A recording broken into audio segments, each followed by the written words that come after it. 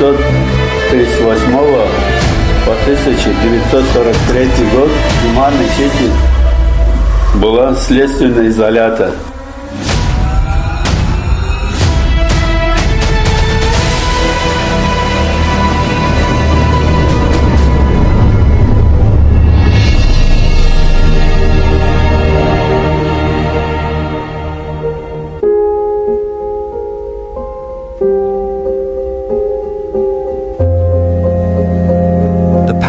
Enduring yet ever-present, unfolds to reveal a rich tapestry of antiquity, culture, and tradition in Russia. A land where the intricate heritage of Islamic architecture stands as a testament to its multifaceted history. Unveils a captivating narrative of how Islamic artistry and Russian heritage blend seamlessly, manifesting in the architectural wonders that grace this vast and diverse nation.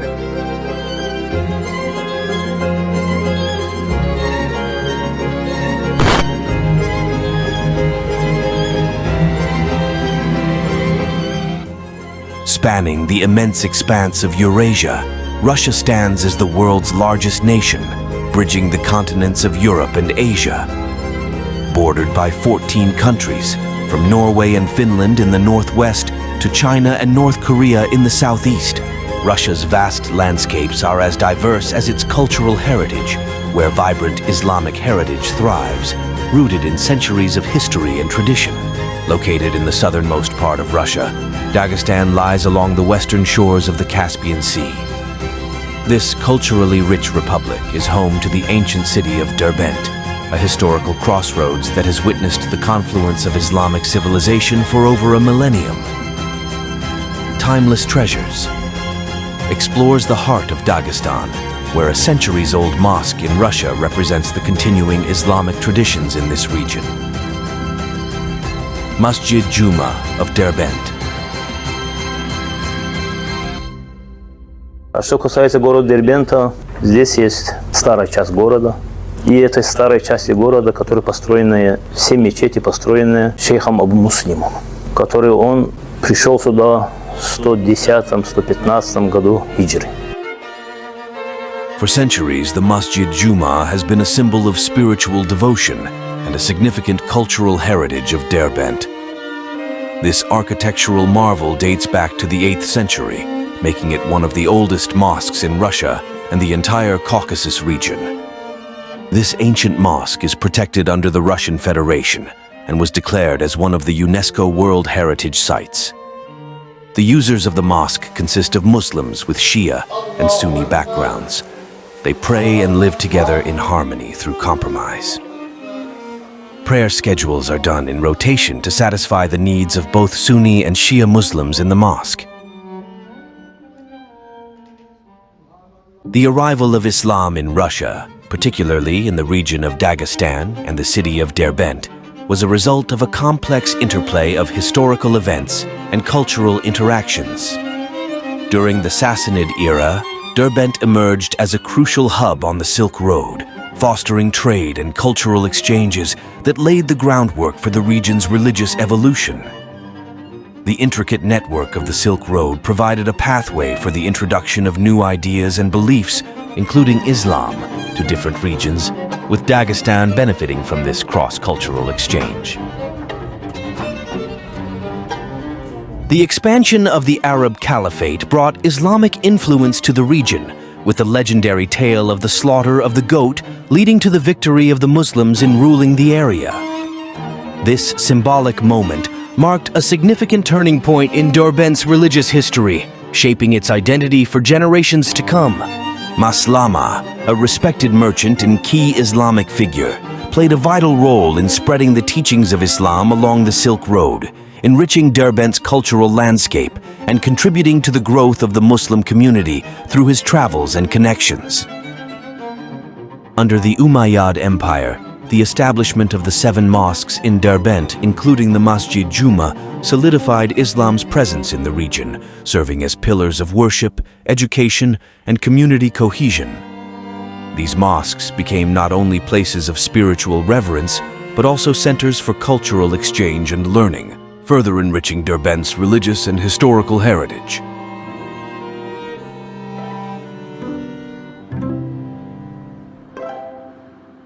As we delve deeper into the internal layout of the masjid, several key areas stand out, each serving a unique purpose to the masjid. The praying space, the main praying hall, the backyard that is used to be designated for goat slaughtering,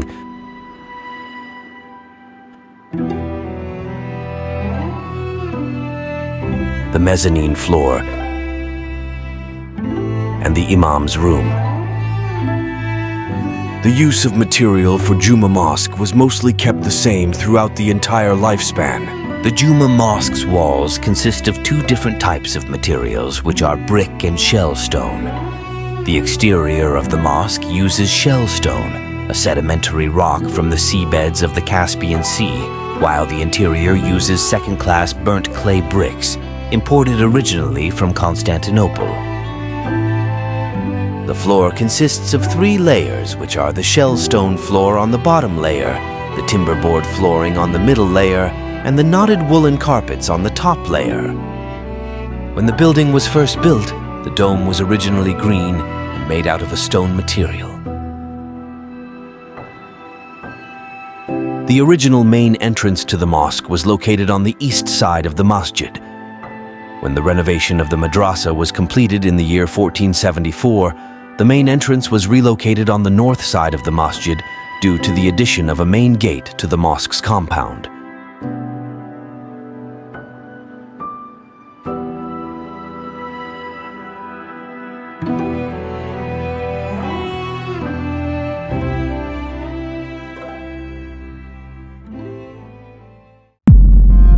In 1368, tragedy struck when a powerful earthquake shook the foundations of Derbent, leaving the Juma Mosque in ruins.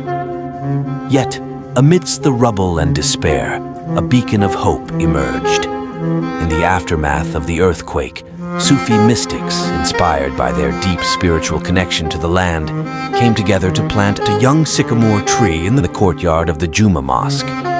It was a gesture of faith, a symbol of healing, and a reaffirmation of the mosque's sacred bond with the earth.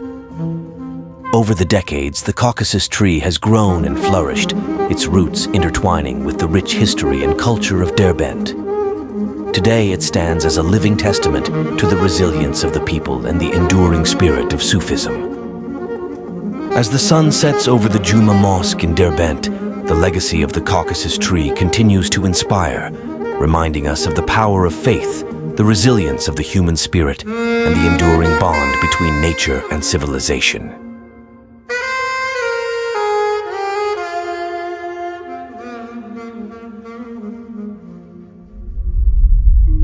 When the earthquake rattled through Derbent, the very ground beneath the mosque shifted and groaned under the strain.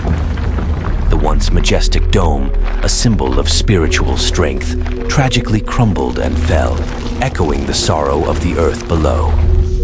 Inside the mosque, as chaos unfolded, the sturdy columns began to sink and crumble, their foundations giving way to the turmoil. In the midst of this upheaval, one particular column faced the full force of the quake, bending and breaking under the immense pressure, a stark symbol of the disaster's severity and its profound impact on the mosque. The effect of the earthquake on the mosque was very minimal as compared to the other buildings surrounding it. This was believed to come about due to the presence of the 2 existing sycamore trees planted in the mosque that absorbed the dampness and gripped the ground with its roots, allowing the compound to be able to withstand the shaking of the earth's surface. The structural fortitude the trees provided led to the planting of an additional 2 trees during the renovation in 1368. The 2 sycamore trees were initially planted to absorb the dampness in the ground from the wet market held in front of the building compound to maintain structural integrity.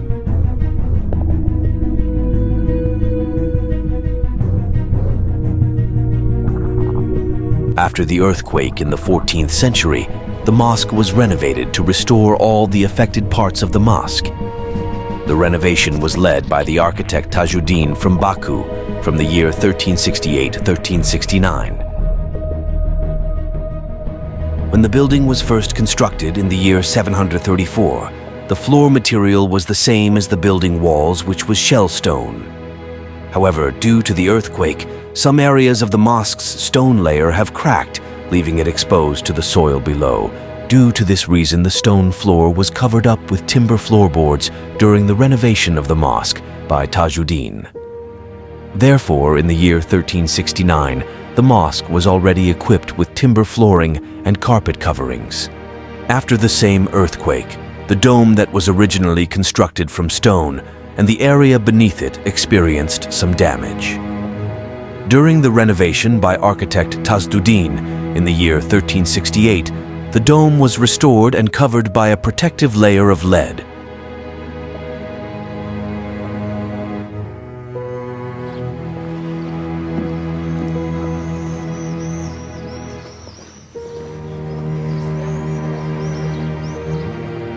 The construction of the Masjid Juma in Derbent is a tale of craftsmanship and dedication.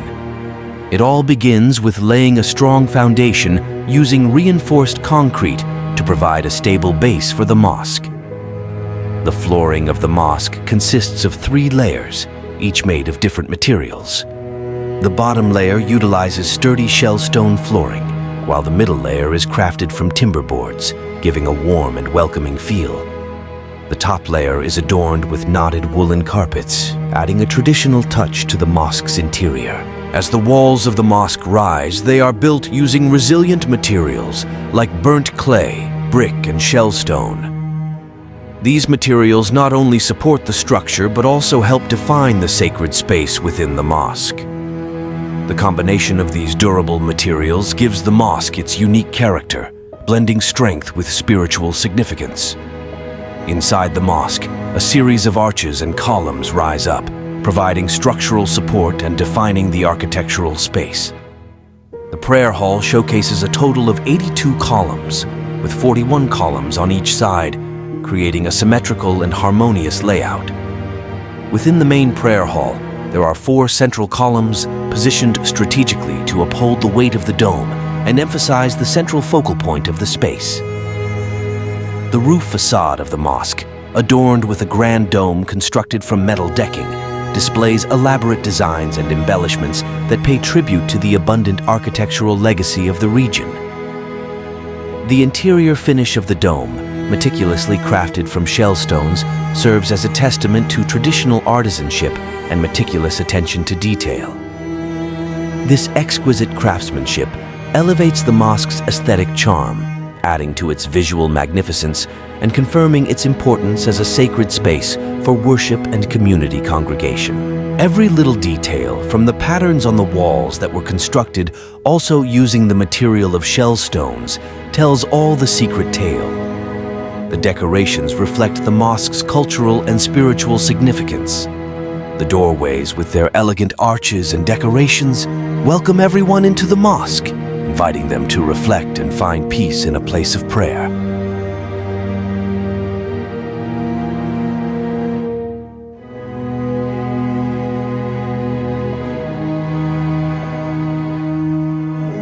In 1813, following the Russian-Persian War and Treaty of Gulistan, Derbent became part of Russia. It is mentioned that the Masjid Juma Derbent was taken under Russian Federation during this timeline.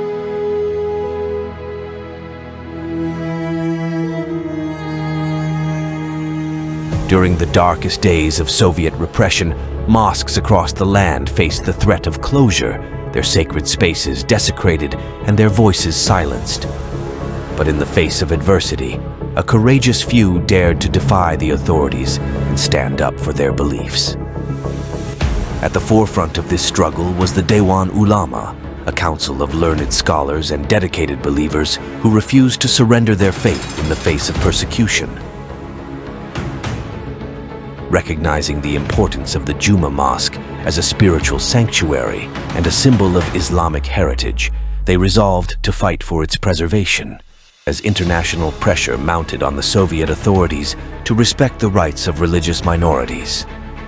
With the support of a global coalition of activists, scholars, and diplomats, the Dewan Ulama succeeded in securing legal recognition and protection for the Juma Mosque. В 40-е годы джума-мечеть, как и все культовые сооружения, были переданы НКВД. During this period of Soviet repression, the Masjid Juma of Derbent, once a place of worship and community, was repurposed many years ago as a detention center or prison as part of the government's campaign against religion. This change marked the systematic crackdown on religious freedom and the persecution of believers. In this prison, those considered challenging to the Soviet regime were held. This group included religious figures, devoted worshippers, intellectuals, and individuals suspected of going against the state's beliefs. Detainees endured questioning, attempts to change their beliefs, and often lived in difficult conditions as part of the government's mission to eliminate religious practices and differing ideologies.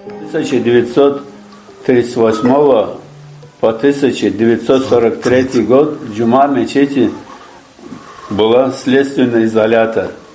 Прихожане стали чистить вот эту землю, пол джума-мечети от скверни, потому что там была тюрьма. The prison was changed back to a mosque by the efforts of the Muslim authorities in 2002.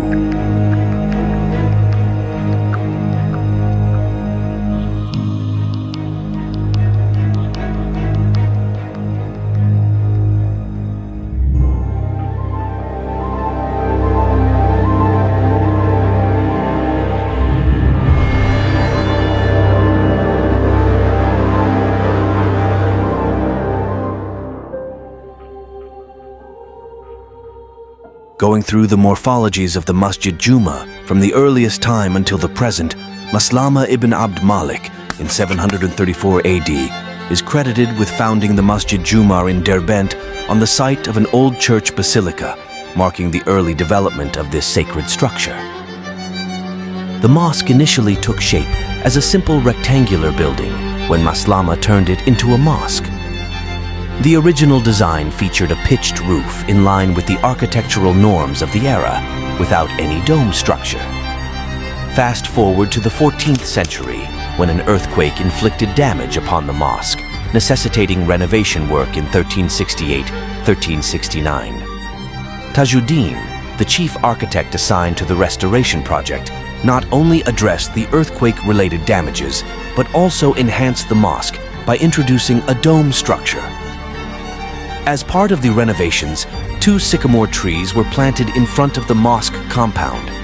By 1815, the complex underwent further development with the completion of the madrasa building, which was integrated into the architectural ensemble. The final construction efforts in 1815-2024 saw the addition of a kitchen and an administrative building, resulting in the completion of the entire compound. The mosque complex now envelops a spacious courtyard, with the former madrasa building repurposed into an administrative office for the mosque's staff. Today, the Masjid Juma in Derbent stands as a splendid example of architectural artistry, blending traditional Islamic design elements with contemporary restorative practices.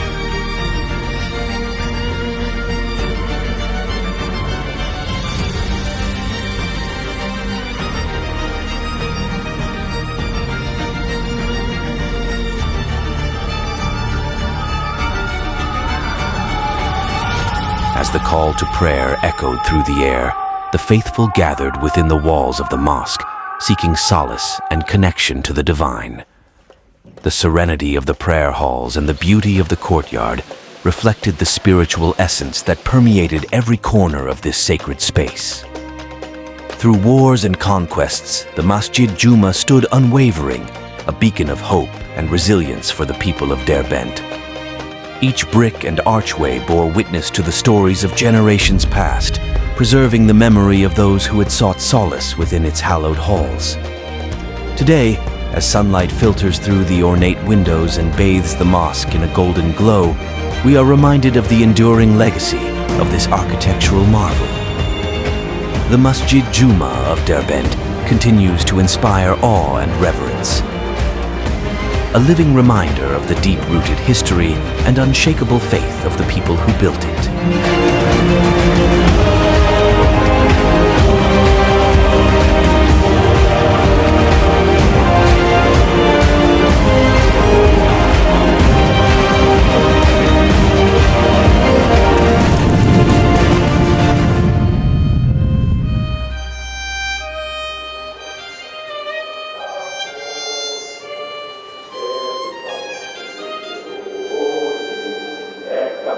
Бога,